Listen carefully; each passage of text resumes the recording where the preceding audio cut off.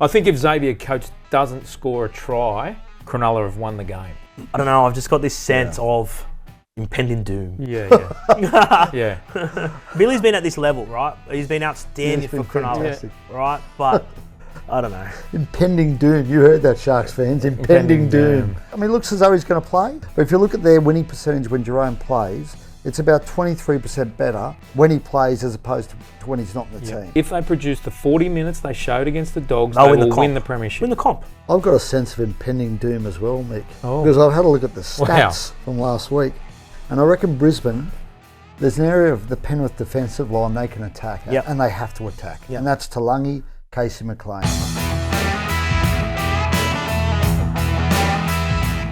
Welcome to a very special finals edition of the CODE NRL show. With me is Michael Carianis, as always, Brent Reid. All right, let's dive into it.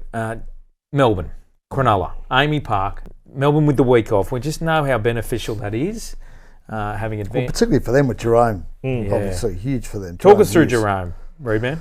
Well, he had surgery the day after they played the Broncos in the last round. He broke his forearm. He had surgery the day after. He had some plates and screws put into that arm, some extra strong ones, according to his doctor who I spoke to last week. Extra strong plates? Extra strong plates, not your normal plates, like the plates you and I get. Different plates, man. These are extra strong plates and screws.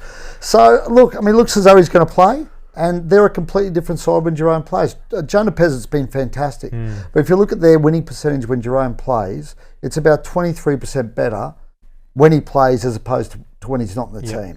He's a match winner. And he's arguably their best player, so it's huge for them. It's an interesting one because if there was any shadow of doubt that Jerome wasn't 100% right, you would probably pick Pezzett off on the bench as opposed to Tyron Wishart, who's more of your utility.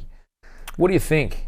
Yeah, well, I think they know that Wishart can do a job. He's done a job there. Pezzett's obviously a better starting halfback. He's a specialist, right? He's a better starting halfback, but Wishart gives him cover for obviously multiple positions and has been in the side all year.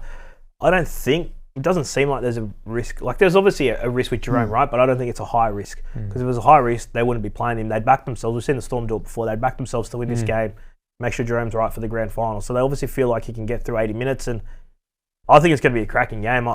The games this weekend, they're so contrasting. I think it's going to be gritty, tough Friday night. Sunday, I think it's going to be explosive end-to-end.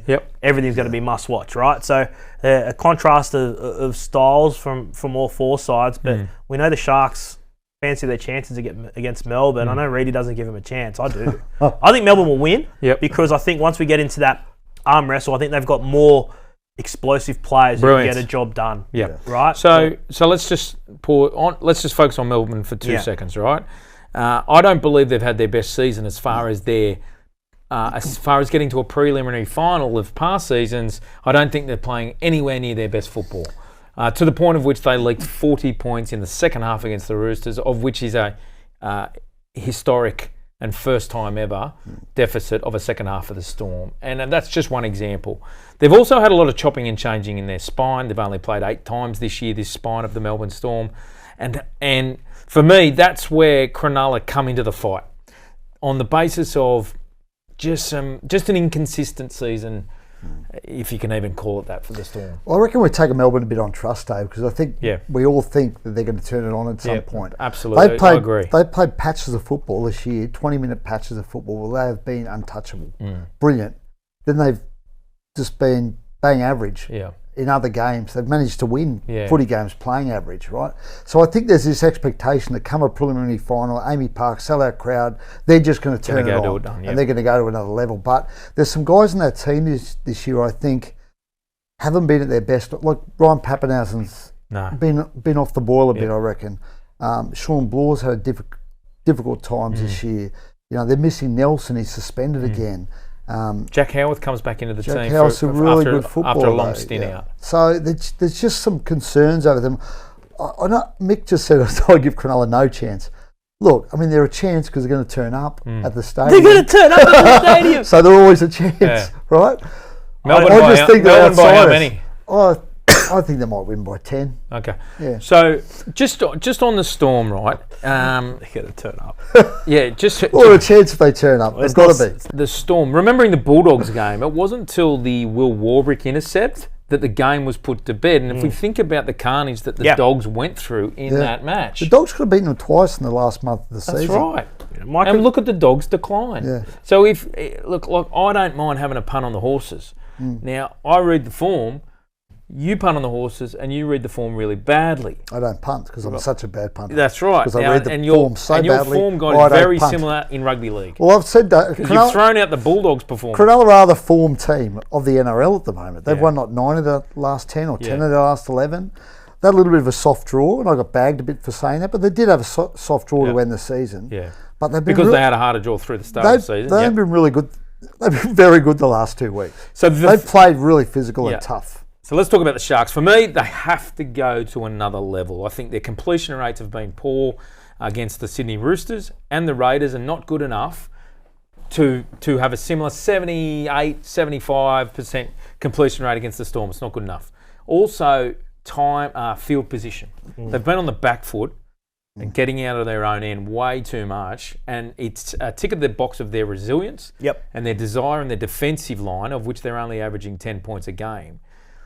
But you can't do it against the Melbourne Storm. If they concede as much, to your point, Dave, if they concede as much territory as they did in that opening half against Melbourne, like they did against Canberra, they'll leak 3 tries. Yep, agree. They did. Resilience was a key word. They were so strong, and to somehow lead that game at half time was ridiculous. Right, last week. So I feel like that's the key point for them, that they need to ensure they're not giving the Storm even half the amount of chances they gave Canberra, because they won't win the game if that happens. Yeah, I think if Xavier Coates doesn't score a try, Cronulla have won the game. Okay. Because that is also an aerial threat that Cronulla didn't have to worry about last week with the Raiders, and they did a really good job on Mark Nwanaka-Tawazi and Daniel Tupou last week, the week before. Cronulla's back two's handy. Yeah, they're handy, but Xavier Coates in the air is a try a game almost. He's a freak. He is a freak, but I've loved Cronulla's back two for ages. Yeah. So I've called him for a long time the best back two in the competition. Yeah.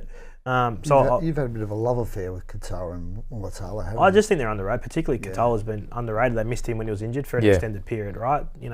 But yeah, it's all going to come down to what Dave said, that battle in the middle of the field, and if their kicking game is on and they can, have a bit more territorial advantage than they did against Canberra, if it's even close to the amount of weight of possession that Canberra had in the first half, they won't win. No. The other factor for Cronulla is their bench, fellas. At what point is this one of the best benches in the comp? As far as the Sifa Talakai comes on, and he just changes the momentum of the game. Braden Hamlin-Ueli's been a long-term front rower. Nakora, obviously. Now, that decision by Craig Fitzgibbon to start Billy Burns ahead of a test back rower is one of the most incredible coaching calls of the year. The only thing I'm concerned of is that, it's been great, but when is it not going to be good? Yeah.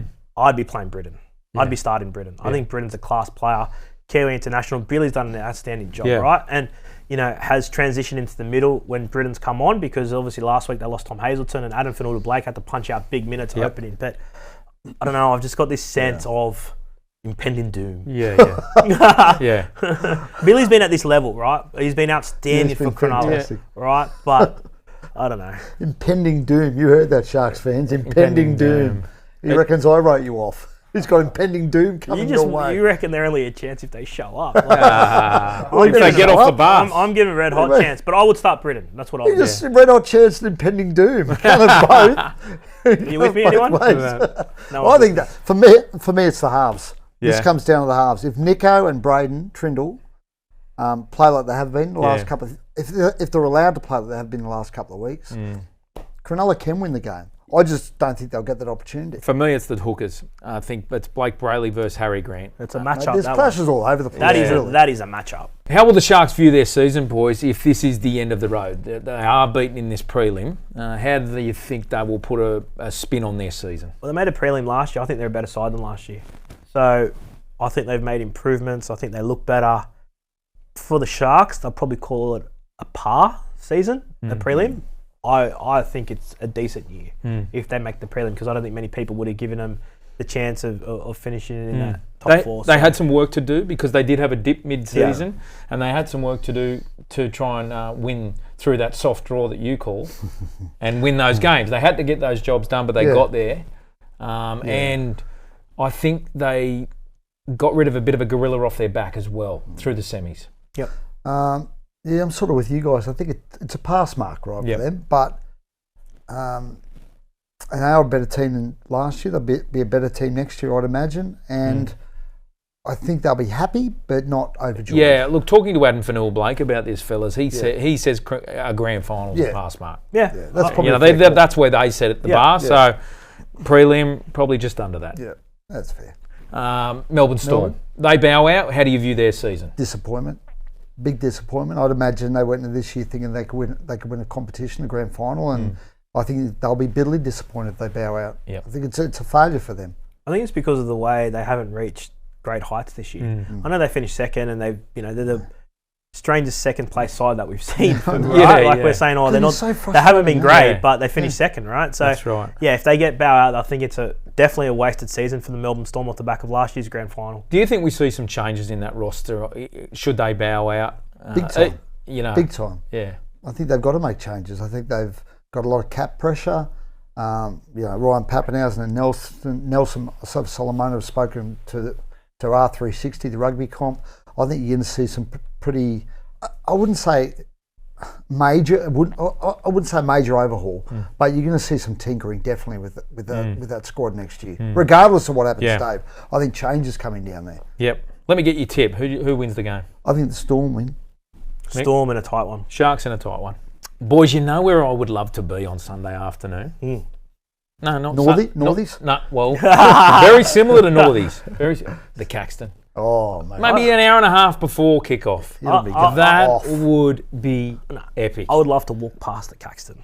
Not sure. You don't want to go in? Nah. Have a schooner? Nah. Bit of 4X Gold, mother's milk. What's going on? Probably wouldn't have one of them, but where I'm going is the atmosphere. It'll be. I love it, mate, and this is why I'm obsessed with daytime football. Just creates it's going to be like 8 degrees. Yep. Fast track at Suncorp, full house. And the best two teams to play in daylight. Stop it. The Panthers open in 40 minutes. I'll tell you what I'm obsessed with Penrith. Their catch and pass. That skill level, it's unbelievable. Their shift, they catch pass from winger to middles. I've never seen anything like it. They hardly threw a bad pass, right? Like the only reason they stripped Canterbury so often was their speed of catch pass and the accuracy, right? Yeah. Like it's footy fundamentals that you just don't see. I was obsessed with it on the weekend. And your man Dylan's come to life? He's been okay. Okay. He's better. He's been better. Yeah, he's been good. Yeah, he's been better. Yeah, so he's been better. Have you guys got any seed in you that suggests the Panthers only beat up declining dogs? They got some calls against the Warriors. Nah, not that 40 minutes that I saw. Okay. That 40 minutes will beat anyone. If they can replicate that 40 minutes, they'll win the comp. I don't think the only side that can match them in terms of being able to turn a game that quickly is Brisbane, right? But I don't think Brisbane have a complete 40 minutes that we saw from Penrith on Sunday. So just repeat that for me. If they produce the 40 minutes they showed against the Dogs, they will win the premiership. Win the comp. They will win the comp. And I don't hesitate by saying that. That was a near perfect 40 minutes. Yeah. Their execution, right, was perfect. Yep. It was perfect. Yeah, I do think the only side that can go with, as I said, the only side that I feel like has the players that can equally blow them off the park as well if they start slow is the Broncos. I've got a sense of impending doom as well, Mick, because I've had a look at the stats from last week, and I reckon Brisbane, there's an area of the Penrith defensive line they can attack, and they have to attack, and that's Talangi, Casey McLean. They missed 16 tackles last week. The Dogs destroyed them in the second half down the right-hand side of the field. And Brisbane, that's where Katoni Staggs is parked. Oh, yeah. Katoni Staggs, who is... the tackle buster. I think he's had an amazing season, Katoni Staggs. I think that's the key for Brisbane. They've got to get at those guys. I wonder if there's any flirtation from the Panthers to start Luke Garner. We've seen him do it before. Yeah, I'm sure they'd be considering it. You mean the back row instead of at centre? Yeah. Instead of Casey McLean? We've seen him do it before. Instead of Casey McLean? Well, if you're blowing up... you're the one pointing out the deficiency. I am, but mate, Casey McLean's been pretty good this year. I'm just saying that's an area they can exploit. You just smashed him. Now you're saying he's been good. I did.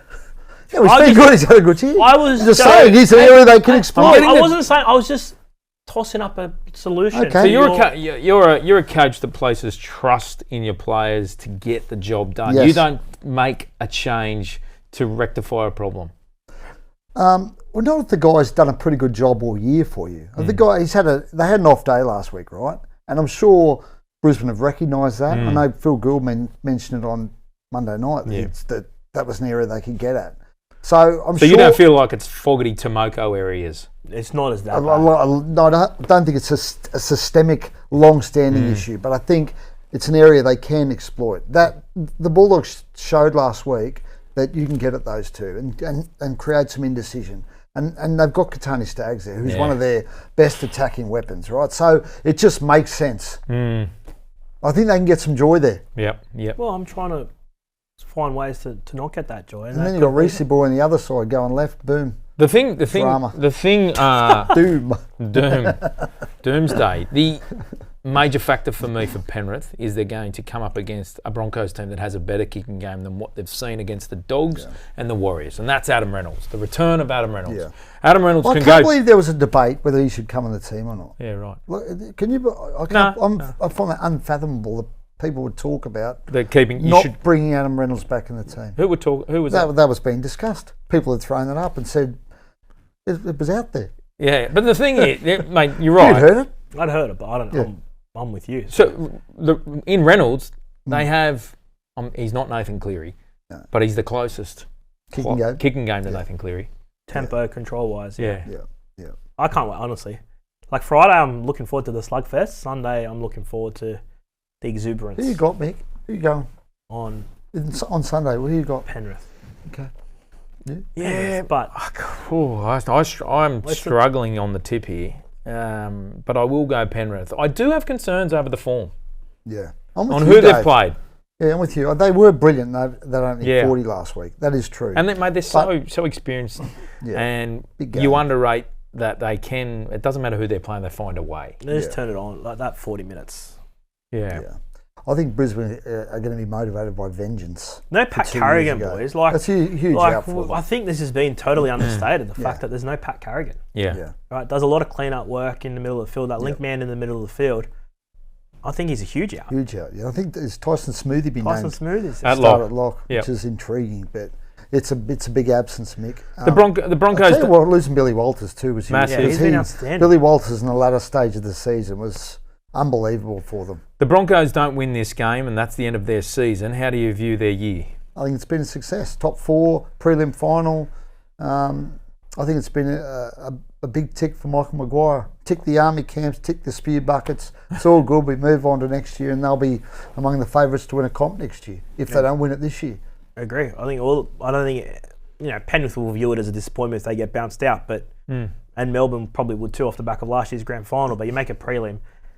There's no disappointing years for any of those sides that are left. Penrith get beat, they get rolled out. How do they view their season? And was the decision to rest the players a tick of the box, or did it backfire on them? The fact that they've been rolled, and they didn't make the top 4. Well, when they reflect on their year, they'll think they had to put too much energy in the middle of the year. That's where they'll reflect because they were chasing their tail, right? Resting of the players, I think that's irrelevant, right? I think it's the fact that they had to do so much hard work in the middle of the year to grind their way back is probably where they look back and go, oh, that's probably where we sort of let an opportunity slip. If they don't win the comp, they'll think it's an opportunity gone. Yeah. It's a failure for them because that's what they do. They win comps. That's right, yep. It's going to be a cracker. I'll tip Penrith. You're going with? Broncos, man. Penrith.